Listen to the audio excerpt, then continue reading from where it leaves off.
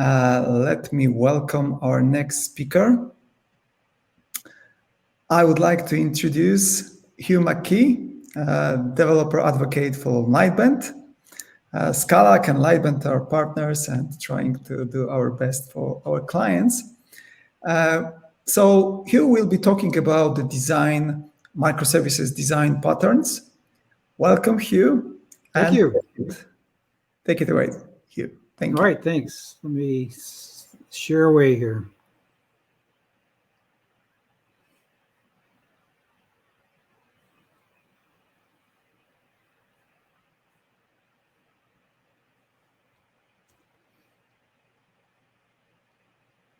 All right. Hello again, everyone. And like we were saying, this is a talk on microservice design patterns. And I'll try and go a little bit quick because I know we're running a little bit behind on the schedule. But before I get into this talk, I wanted to just take a little bit of time to flex your mind. Maybe some of you have been sitting on, for many of the talks that came before this, and lots of great information.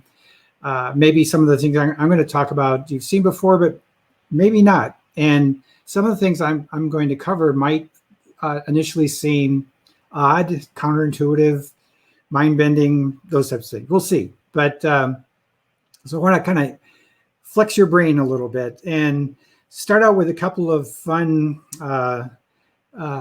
things I ran into recently. This was something on Reddit. This guy was handling these riddles very, very quickly.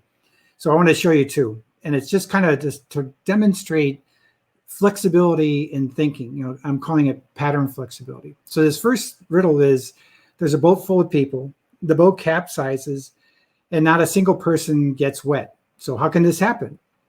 So if we had more time, I'd kind of wait a little bit and let you think about it and like, okay, how could this happen? Not a single person gets wet, but you say you have this boat that I have in this picture here that I just grabbed, and say the boat capsizes and everybody goes into the water. Nobody gets hurt, but they're in the water. But how can they not get wet? Well, the answer is that they're all married.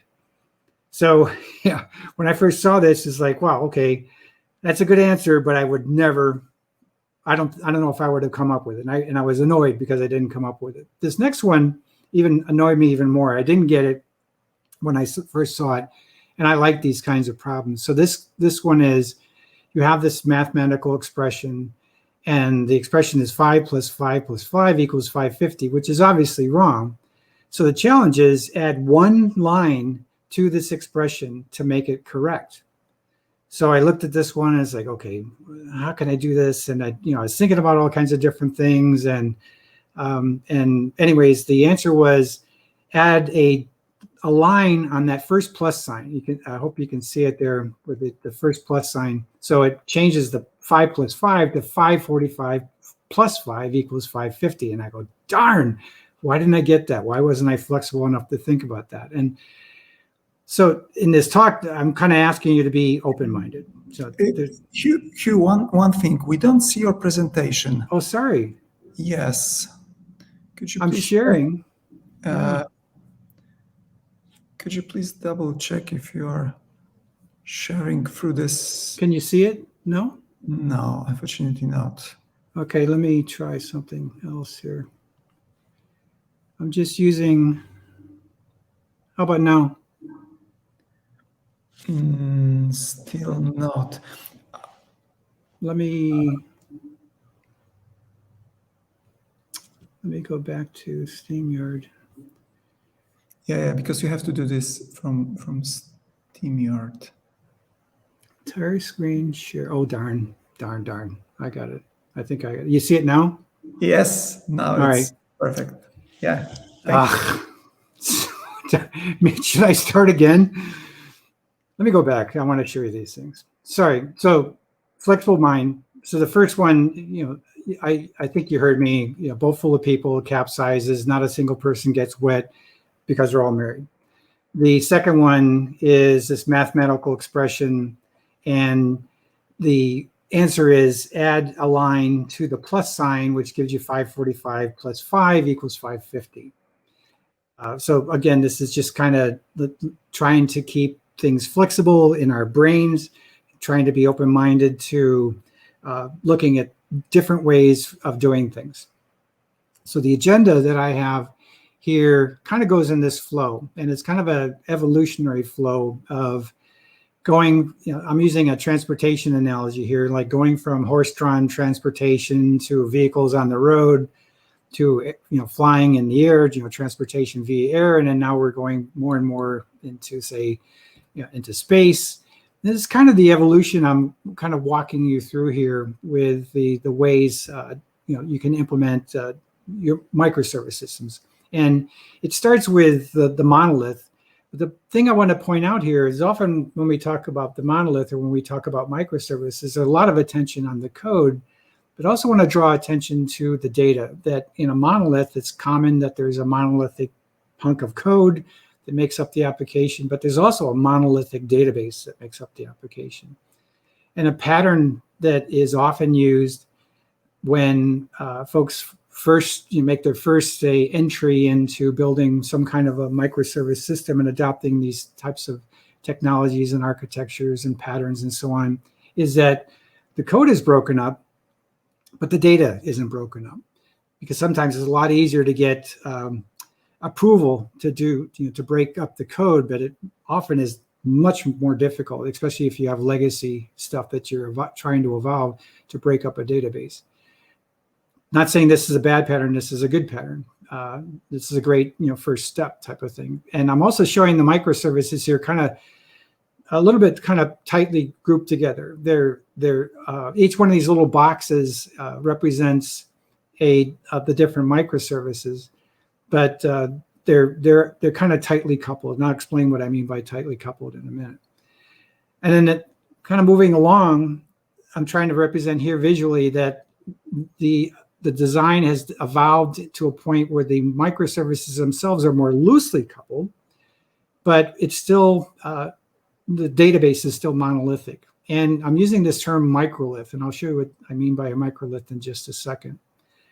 And then the final part I wanted to cover here is that it's not only the code that has been micro-sized, but it's the data that's been micro-sized as well.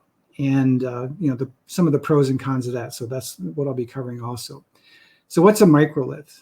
And the term is something that I've seen in different talks. Our CEO, Jonas Pinero, the creator of Akka, uses this in some of his talks. And it's the term for microlith is distributed monolith.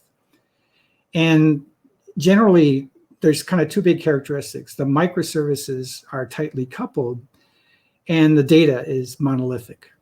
So by tightly coupled, what I mean is that the tightly coupled microservices have this characteristic where the microservices talk to each other restfully, making essentially remote procedure calls. And it's synchronous, that there's a request made from one microservice to another. The requester is waiting for a response. So, there's that kind of synchronous RESTful interaction between the services. So here's an example. Got a client on the left. The client makes a request to microservice A. Microservice A makes a request to microservice B.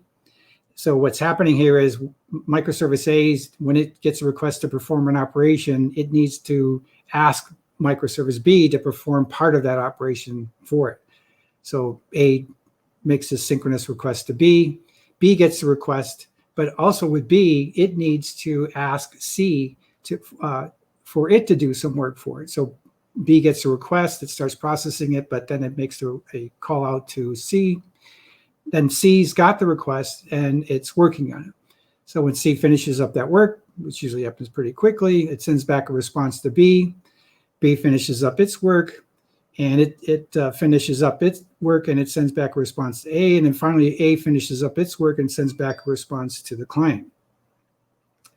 But the thing to consider here is, kind of do a failure analysis of this kind of a flow. And, and I always say, ask what happens when something fails. And I like to emphasize the simple change in the phrasing here. Often we say, if something fails, if this breaks or if that breaks. And I like to change it to say when this breaks or when that breaks, because it's a simple change of a word, but I think it raises the emphasis on the issue that you're talking about here. So when something fails, how is the system going to react to it? So going back to this scenario, this kind of tightly coupled synchronous scenario that I've shown here, one of the worst possible failure scenarios is that B can't talk to C. It could be all kinds of different reasons because we're in a distributed environment here, right? B's running in one place in the network, C's running in another place in the network. They're talking to each other over the network. There's all kinds of moving parts going on here. And it could be the network's broken between B and C. It could be C is down, who knows? But the issue here is that what is B going to do when C's not responding? So there's basically two possibilities. B could be built so that it has a compensating action when the primary action that it wants to perform, which is to ask C to do some work and get a response back. When it can't do that, maybe it has a compensating action. Well, I'm going to give back kind of a neutral or a general response back to my caller, back to A. The other thing, though, is that it could be that there is no good response, that if C is down, B is down. If B is down, A is down.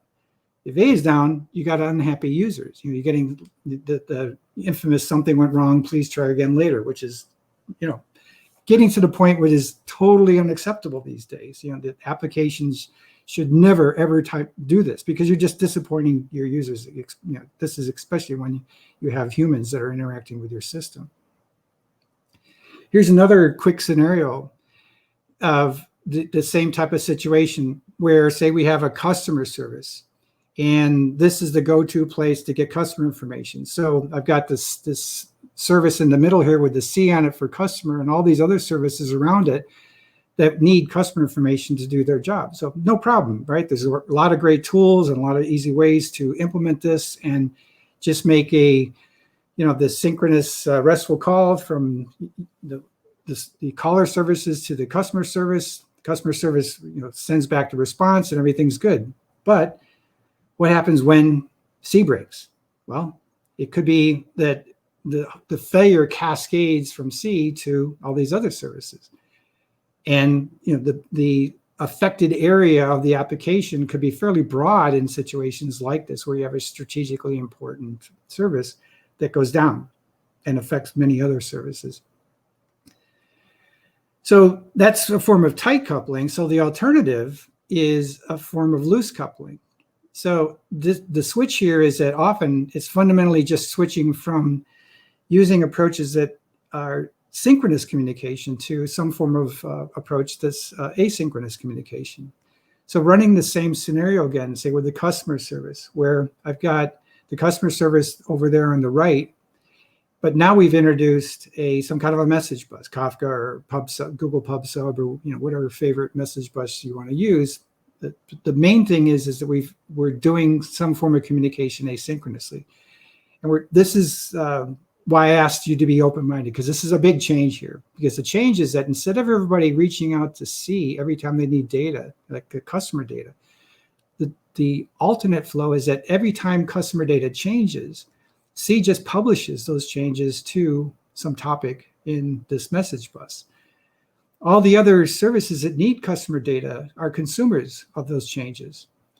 And what these other services are doing are keeping their own view or cache or whatever you want to call it, but they have their own say persistent view, materialized view of customer just for each of their own uses.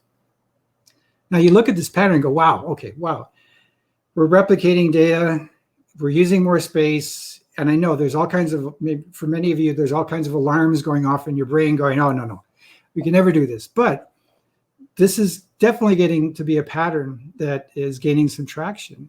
And the reason for it is that when C goes down, nobody cares in this kind of a scenario, because all the other services are loosely coupled. They're self-contained. Everything, almost as much as possible, everything that a service needs in order to do its work, it can do it and respond, especially to humans, it can do it on its own with little or no dependencies on anything else. That's kind of the goal here.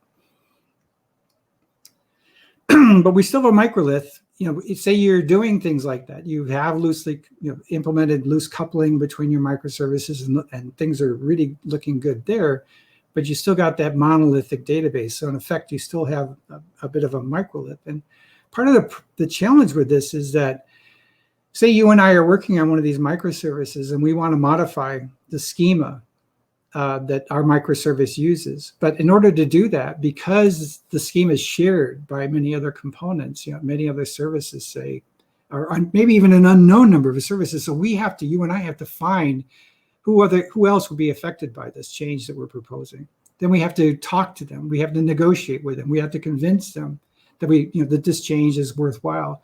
And even worse, and I've run into this many times myself in the past, we have to negotiate with them to get this on their plan to do whatever work they need to do to accommodate these changes and coordinate the release of, say, these changes, maybe in a group release, for example.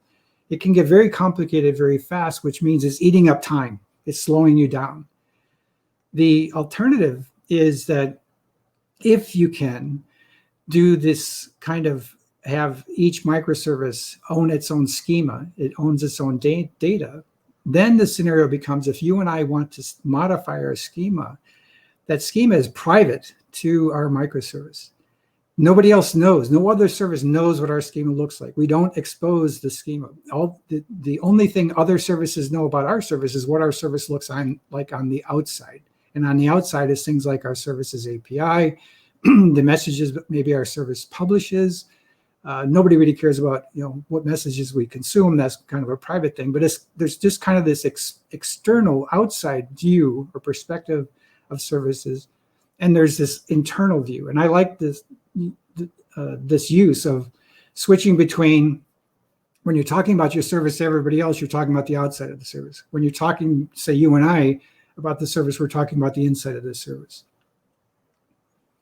So this is, this loose coupling then comes in not only at the code level, but it can, you can get some of this loose coupling at the data level as well.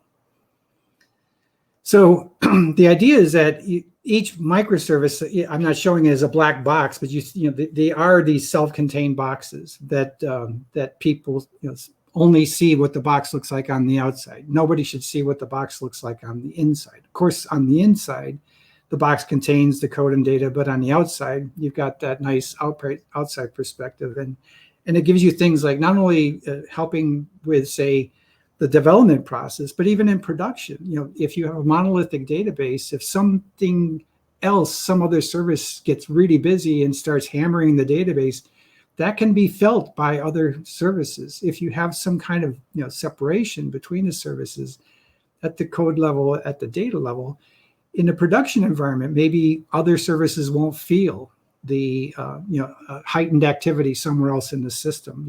They'll still continue to perform well without being dragged down. So the last thing I want to cover is event-oriented. And the idea here is that with event-oriented, and I'll cover this again, but I want to just start to bring it up, is the idea is that have a service where the service does the least amount of work while someone or something is waiting. And really someone, if you have humans that are waiting, when they ask you to perform some kind of an operation, the human device sends in some kind of a request to a service, have the service do the least amount of work as possible so that it can get back to the user as quickly as possible and push as much work as possible out of band. And this is why I like this pattern, this event-oriented pattern. So let's take a look at this. So with this event-oriented pattern, what I've arranged here in this little diagram is, so you got a bunch of clients and they're feeding in a series of what are called commands. So the commands could be things like, say this is a shopping cart app. So we're adding items to a shopping cart, add item 1, add item 2, change the quantity of the item item 1, add item 3, remove item 2, push the buy button. So each one of these things is a command being sent into the service, and there's some kind of command handler. The microservice is processing these commands, and each command is a request to perform an action that hasn't happened yet. So the command comes in, like add item to cart. The service gets it. It does validation. Does this request look okay? It executes whatever business logic is necessary. And then if everything's good, then what the service does, it emits events. And so the persistence operation, which is a persistent operation, the submitting events, the events are stored in some kind of a database. But these events are very simple, and it's an insert-only operation. And by very simple, these event stores, as they're called, or event logs or event journals, they all mean the same thing, but you might hear the different terms. The database structure is very simple. It's like a key value store, very few indexes, no deletes, no updates. It's just it's just inserts. So part of the rationale for this is that it's comparatively very fast in terms of capturing new data. So the microservice is consuming these commands, processing them, and pushing events out to the event store as quickly as possible. And then the events actually are the history that aggregate up to the current state of the thing, the entity. So in the case of a shopping cart, the entity is what does a shopping cart look like? Well, the shopping cart has 2 items in it. One item has quantity 1, one item has quantity 2, and they've the customer has submitted this shopping cart for purchase. There's all those events, including the events like remove item 2 from the shopping cart. It's still there, which is great data for downstream analytics. So this is one part of CQRS, Command Query Responsibility Segregation. It's the command part of the two parts. There's commands and queries, and the separation, the responsibility for performing commands, the responsibility for processing commands to be the events produced by commands to be queryable are 2 separated things. So how does the other half work here? So this is the other part of this diagram that I want to zoom into.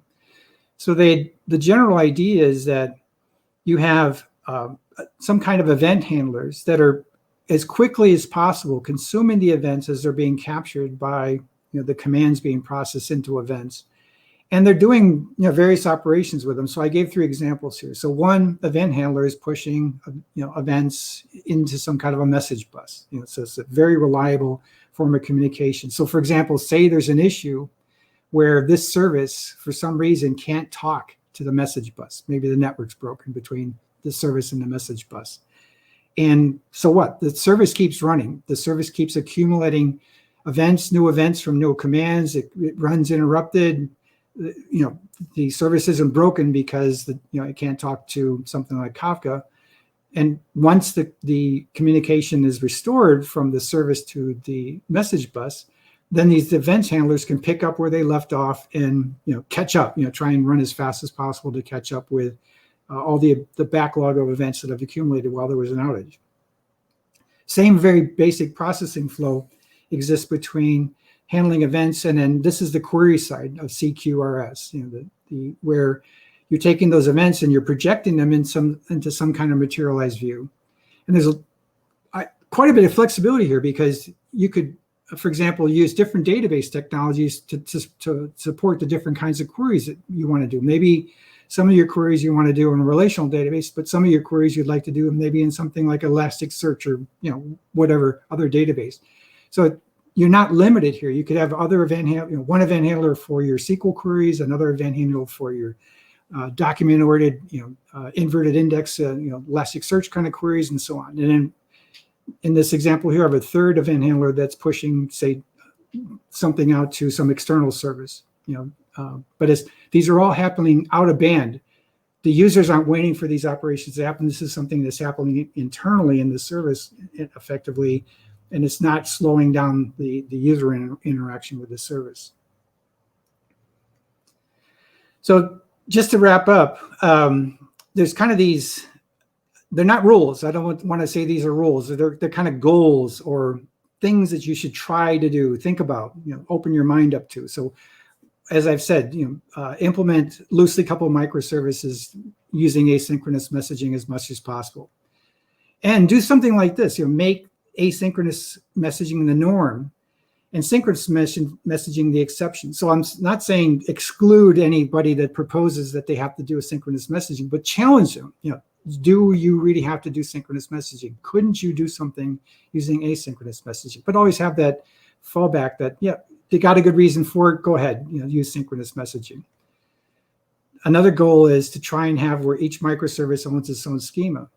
Turn those data references, like I showed you with the customer example, in data reference sources, turn those into publishers, and then have flip the whole thing around where the services consume changes which are stored in a way that is optimal for performance.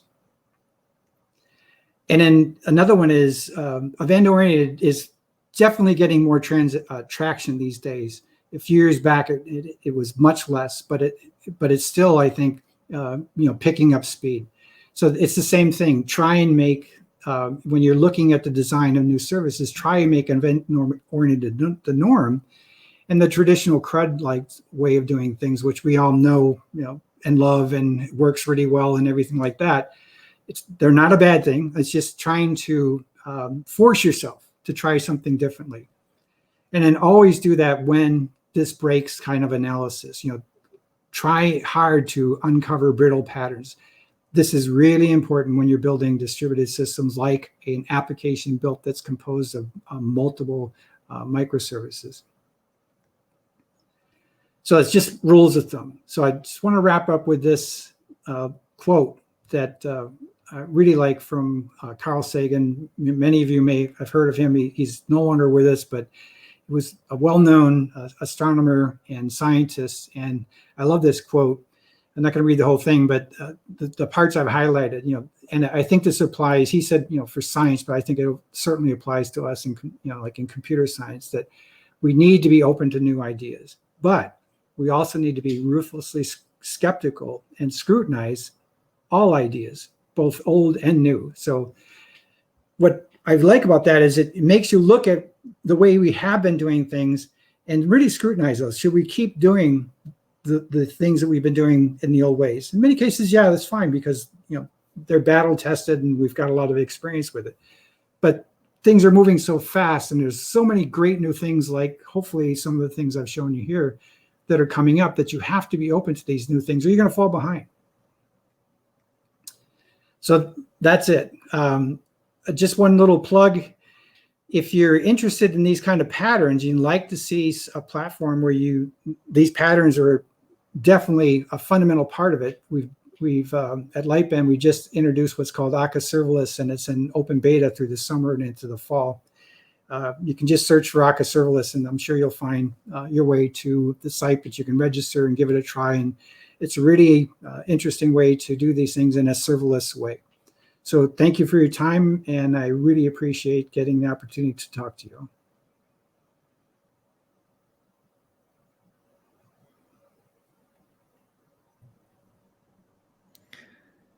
Thank you very much, Hugh. It was a great presentation and always great content from you. Thank you very much for joining us.